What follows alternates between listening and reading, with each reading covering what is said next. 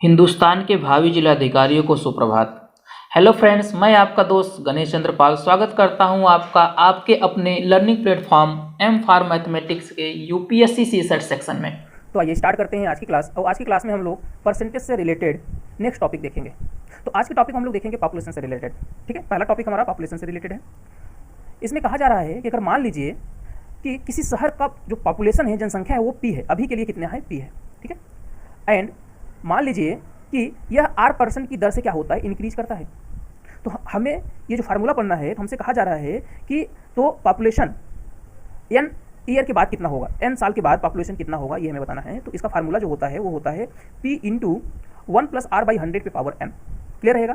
आप लोग चक्रवृद्धि ब्याज का कंपाउंड इंटरेस्ट का फार्मूला पढ़ा है ना, बिल्कुल ध्यान से देखिए, वही है।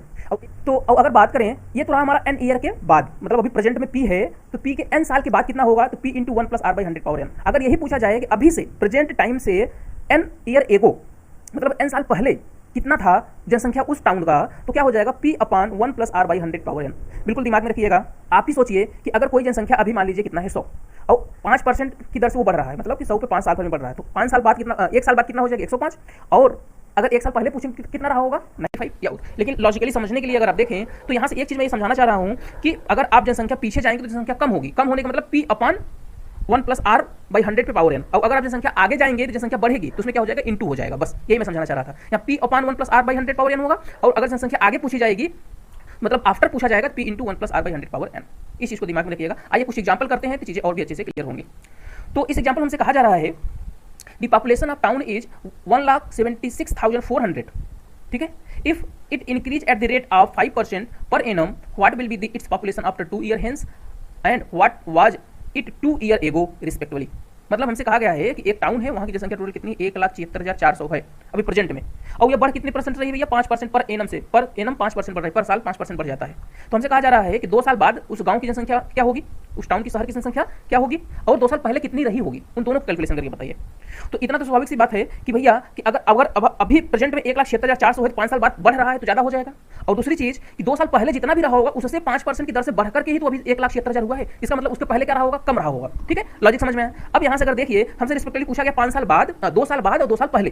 तो 2 साल बाद जनसंख्या कितनी हो जाएगी? तो अभी 1,76,000 है, तो 5 बाद में कितना होगा? ज़्यादा होगा। मतलब तो यहाँ 16 लाख 1,60,000 दिया, ये ऑप्शन तो नहीं हो सकता। अगर इस ऑप्शन में देखिए, इन दोनों ऑप्शन में हम कंफ्यूज, मतलब कि हम दोनों को ये क्लियर है कि ये दोनों ऑप्शन हो सकते हैं। ऑप्शन नंबर 1 तो नहीं होगा, इतना तो क्लियर हो गया। तो आइए सॉल्व करते हैं, सॉल्व करके देखते हैं कौन सा ऑप्शन हमारा सही है। तो यहाँ जो चीजें दी गई पहले उसे लिख लीजिए, क्योंकि हमें पता है कि पॉपुलेशन आफ्टर n ईयर कितना होता है? p into 1 + R/100 power n। हमने बताया था ना, population after n year, population n year ago. ठीक है, एगो में क्या रहेगा? p अपॉन रहेगा, और आफ्टर में क्या रहेगा? p इंटू रहेगा। ठीक है, ये बात क्लियर हुई। यहाँ पर जो भी चीजें हमें दी गई उसे देख लेते हैं। तो p इक्वल टू कितना दिया? 1,76,400। r की वैल्यू 5% दिया गया है, तो 5 हो जाएगा, और n की वैल्यू 2 ईयर दी गई है। क्लियर है? तो पॉपुलेशन, अब यहाँ पर इस फार्मूले में क्या करें? वैल्यू पुट करें। p की वैल्यू हमने रख दिया 1,76,400 इंटू 1 + 5/100 पे पावर 2। तो ये कैंसिल हो जाएगा, कितना आ जाएगा? देखिए 20 + 1 21/20, तो स्क्वायर कर देंगे 21 इंटू 21/400, क्योंकि 20 इंटू 20 को मल्टीप्लिकेशन क्या होगा? 400। तो 400 से देखिए कैंसिल आउट कर दीजिए। अब ये ना करिएगा, ये 4 भी कैंसिल कर देना। नहीं भाई, 0 0 पे कैंसिल होगा, 4 से डिवाइड करेंगे, कितना आएगा? 441, और इसको मल्टीप्लाई करेंगे 21 × 21 441, जो मल्टीप्लाई किया कितना आया? 194481।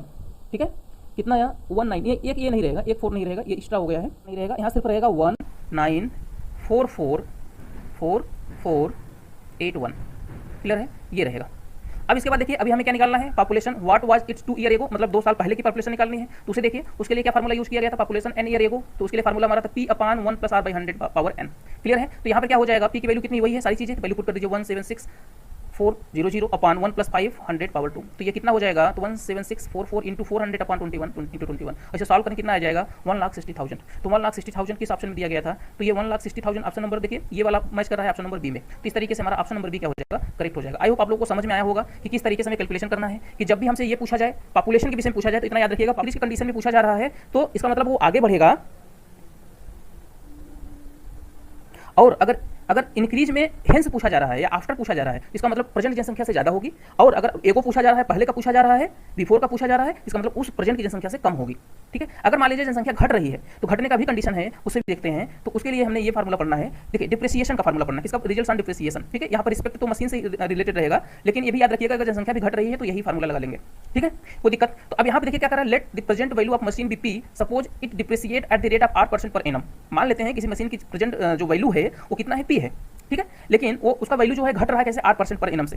तो हमें ये बताना है कि मशीन का वैल्यू एन ईयर आफ्टर, मतलब एन साल बाद उसकी मशीन की वैल्यू क्या होगी और एन ईयर एगो मशीन की वैल्यू क्या रही थी, ये हमें दोनों बताना है। तो एक चीज़ तो क्लियर है, जनरली आप लोगों को भी पता है ये कि कोई भी अगर सामान, बाइक या कोई भी आप इलेक्ट्रिक सामान खरीद लेते हैं तो उसकी वैल्यू खरीदने के बाद ही जस्ट उसकी वैल्यू क्या होती है, धीरे धीरे घटती जाती है। जैसे सेकंड हैंड बोलते हैं आप लोग, और उसका देखिए आप कितने भी खरीदे रहिए, अब अगर बेचते हैं एक दिन बाद, 2 दिन बाद बेचेंगे तो जितनी प्राइस का रहेगा उससे कम ही प्राइस आपको मिलेगा। तो वही हमारा क्या है, डिप्रिसिएशन है। क्या है, डिप्रिसिएशन। तो आप इतना तो समझ गए कि अगर वैल्यू अभी हमने कोई सामान 100 रुपये का खरीदा है तो 2-3 दिन बाद वो कितना हो जाएगा, घट जाएगा। क्लियर है? तो इसका मतलब घट जाएगा। ये देखिए यहाँ पर भी माइनस का साइन लगा हुआ है, ठीक है। तो वहाँ जनसंख्या में बढ़ रहा था, मैं रिलेट करके पढ़ाने की कोशिश कर रहा हूँ, तो वहाँ जनसंख्या बढ़ रहा था तो यहाँ प्लस था और यहाँ घट रहा है तो माइनस है, बस इतना अंतर है। क्लियर है? और यहाँ पर भी अगर एगो जाएंगे, बहुत पहले के जाएंगे, मतलब कि 2 साल पहले या 3 साल पहले कितना रहा होगा, तो यहाँ पर भी पी अपान क्या हो जाएगा, 1 - r/100 पावर n। अच्छा, अब यहाँ का लॉजिक देखिए। तो अगर आप सोचिए कोई भी सामान, इलेक्ट्रिक सामान है, कोई भी व्हीकल है, आप उसे खरीदे तो उसका प्राइस क्या हो रहा है, धीरे धीरे रिड्यूस कर रहा है। इसका मतलब है कि कोई भी सामान अगर प्राइस है, मान लीजिए कि अभी फिलहाल अभी के लिए वर्तमान में मान लीजिए कितना है, 100 है, इसका मतलब उससे पहले वो कुछ ज्यादा रहा होगा। समझ पा रहे हैं? ज्यादा रहा होगा। इस बात को देखिए, तो पी अपान में से समथिंग 1 माइनस, ये देखिए 1 - r कर रहे हैं अपना, ये देखिए, तो 1 - r मतलब कोई कम वैल्यू आप घटाएंगे तो इसकी वैल्यू क्या आएगी, ज्यादा आएगी। इसको थोड़ा ध्यान में रखिएगा, ठीक है। और पॉपुलेशन के कंडीशन में क्या था, पॉपुलेशन कंडीशन में था प्लस था, तो भैया पॉपुलेशन पहले कम रहा होगा, बढ़ रहा है तो अब ज्यादा होगा। आई होप आपको समझ में आ रहा होगा। एग्जांपल देखते हैं और अच्छे से क्लियर होगा। तो इस क्वेश्चन हमसे कहा जा रहा है, the value of machine depreciate at the rate of 10% per annum if it's present value is 1,62,000, what will be it's worth after 2 year, what was the value of the machine 2 year ago respectively. हमसे कहा जा रहा है कि भैया किसी machine का depreciation rate, harassment rate कितना है, 10% है, ठीक है, पर एनम। अभी फिलहाल शुरुआत में, इनिशियल टाइम में, प्रेजेंट में 1,62,000 की उसकी प्राइस है, तो 2 साल बाद उसकी प्राइस कितनी होगी और 2 साल पहले उसकी प्राइस कितनी रही होगी, ये हमें बताना है। क्लियर है? तो आइए सॉल्व करते हैं। तो सॉल्व करते हैं, तो हमने पहले कहा भाई जो भी चीजें दी गई लिख लेते हैं। तो हमें रेट दिया गया है कितना, 10%, पी की वैल्यू 1,62,000 दिया है और टाइम कितना दिया था, 2 साल दिया था, ठीक है। तो हमें पता है डिप्रिसिएशन का फार्मूला क्या होता है किसी मशीन के, तो ये होता है P 1 - r/100 power n। Clear है? तो 2 साल बाद बोला है। अच्छा, ये जो फार्मूला है एन आफ्टर एन ईयर है, तो 2 साल बाद का यहाँ देखेंगे, तो यहाँ 2 साल बाद वाला फार्मूला तो एन की जगह 2 रख देंगे और आर की वैल्यू हमें 10 दी ही गई है, तो इसे सॉल्व कर लेंगे। सॉल्व करने के बाद कितना आया, 1,31,220 रुपीज। तो ये आया है क्या, 2 साल बाद उसकी प्राइस क्या होगी अगर वो 10% की रेट से डिक्रीज हो रहा है तो, ठीक है, ये आ गया। अब इसके बाद ये भी तो पूछा गया था कि 2 साल पहले उसकी प्राइस कितनी रही होगी, तो उसे भी देख लेते हैं। तो 2 साल उसकी प्राइस कितनी रही होगी उसे देखते हैं। तो इसके लिए फार्मूला क्या होता है, पी अपान 1 - r/100 पे पावर n। तो वैल्यू पुट करिए, तो 1,62,000 अपान 1 - 10/100 पावर 100 का होल स्क्वायर 2, ठीक है, होल स्क्वायर होगा। यहाँ ये 0 0 कैंसिल होगा, इसमें से सॉल्व करेंगे कितना आएगा, 100/81। अब यहाँ से सॉल्व कर लेंगे कितना आ गया, ये देखिए 81 दूना 162 कैंसिल हो जाए 2 आ जाएगा और यहाँ से देखिए 2 लाख टोटल आ गया। इसका मतलब क्या हुआ कि वो 2 साल पहले कितना उसकी प्राइस थी, 2 लाख थी, ठीक है। प्रेजेंट में अगर 1,62,000 है तो 2 साल पहले कितनी थी, 2 लाख थी, और 2 साल बाद कितनी हो जाएगी, 1,31,000 हो जाएगी। आई थिंक इतना ही आंसर आया था ना, ये देखिए कितने हो जाएगी, 1,31,220। समझ में आ रहा है? तो ये किस ऑप्शन में दिया गया है, तो ये ऑप्शन नंबर ए में दिया गया है। तो इस तरीके से हमारा ऑप्शन नंबर ए करेक्ट हो जाएगा। आई होप आप लोगों को क्वेश्चन समझ में आ रहा होगा। तो ये नेक्स्ट टॉपिक देखते हैं। तो नेक्स्ट टॉपिक हमसे क्या कहा जा रहा है, if A is r% more than B. बहुत इंपॉर्टेंट टॉपिक है, इससे क्वेश्चन बहुत बनता है, इसे ध्यान से देखिएगा। हमसे कहा जा रहा है कि if A is r% more than B then B is less than A by. अब ये कहा गया कि अगर कोई ए बंदा है वो बी से r% ज्यादा है तो बी ए से कितना परसेंट कम है उसको कैसे निकालेंगे, इस चीज देखिए। तो बी कितना परसेंट कम होगा इस चीज को देखिए, वो कम कितना है, तो r/100 + r × 100%। ये चीज दिमाग में रखिएगा। इसका कहने का मतलब मैं दोनों बातें लिखूंगा, 2 रिजल्ट है यहाँ पर, दोनों को लिखूंगा, अभी आपको समझ में आ जाएगा। r/100 + r, 100 + r। क्लियर है? अब देखिए ये है हमारा 100 + r। अब इसमें देखिए दूसरे में क्या कहा गया, if A is r% less than B then B is more than. तो मोर देन वाले में देखिए दूसरा रिजल्ट r/100 - r। अब दोनों रिजल्ट को ध्यान से समझिएगा। आप ये सोचिएगा अगर ए बी से क्या है, ज्यादा है, तो बी कितना कम है। तो आप सोचिए ना, अगर एक सेम वैल्यू r से r + 100 को डिवाइड किया जाएगा, जो वैल्यू आएगी वो कम आएगी कि r/100 - r से जो डिवाइड किया जाएगा वो कम आएगा। तो आपको पता है ये वैल्यू हमेशा बड़ी होगी, ये हमेशा बड़ी होगी। तो यहाँ से लॉजिक लगाइए कि a is r% less than B then B is more पूछा है ना, बी कितना अधिक है, तो अधिक किसमें आ रहा है, ये वाला फार्मूला लगेगा, मतलब r/100 - r। ध्यान में रखिएगा, अगर ज्यादा पूछा जा रहा है तो नीचे क्या होगा, कम वैल्यू होगी। अगर कम पूछा जा रहा है तो नीचे क्या डिनोमिनेटर में क्या होगा, ज्यादा वैल्यू होगी। अगर कम पूछा गया तो हमें कम वैल्यू चाहिए ना, कम मिलेगा जब हम ज्यादा से डिवाइड करेंगे। क्लियर रहेगा? इन दोनों फार्मूलों को क्लियर रखिएगा। अगर हमसे ये कहा जा रहा है कि if a is r% more than B then B is less than a, तो इसका मतलब b कितना लेस देन होगा, तो होगा r/100 + r × 100%। अगर कहा जाए if a is r% less than B then b is more than a, तो कितना होगा भैया, r/100 - r × 100। क्लियर है परसेंट? आइए एग्जांपल देखते हैं, एग्जांपल से और अच्छे से क्लियर होगा कि बाकी भाई यहाँ पे जो बातें हो रही है वो कहीं क्या जा रही हैं।